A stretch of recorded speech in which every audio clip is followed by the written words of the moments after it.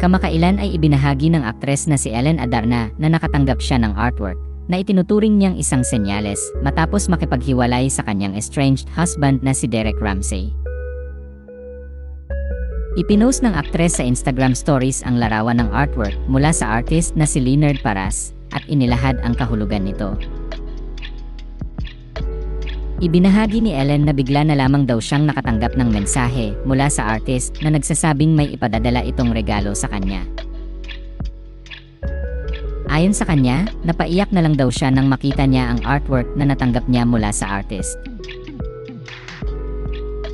Ang artwork na tinutukoy niya ay ang artwork na pinamagatang Malaya at makikita doon ang isang babae at ang nakasulat na magkakahalong letra ng salitang Malaya. Sabi ni Ellen sa caption ng kanyang post, "During the beginning of my whole separation, I kept asking the universe for signs just to know if I was doing the right thing. And out of nowhere, Leonard messages me without knowing anything I was going through. Len, may gift ako sa'yo. Papadala ko dyan." Then this arrived. I cried. That was the sign. Malaya. Thank you, Lynn.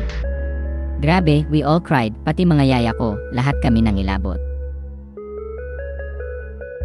Hindi lang Malaya artwork ang natanggap ni Ellen mula sa artist.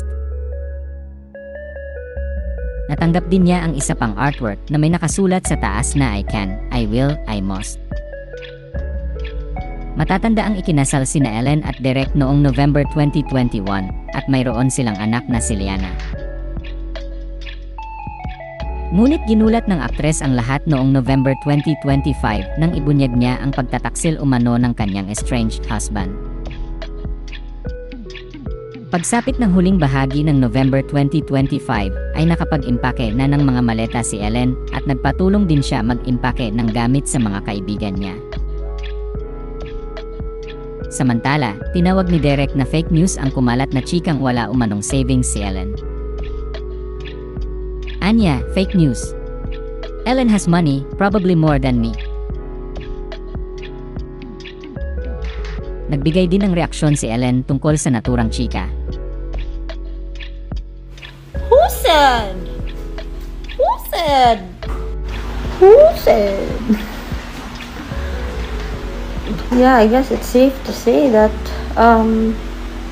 it is under a corporation, so it is safe to say that it is protected.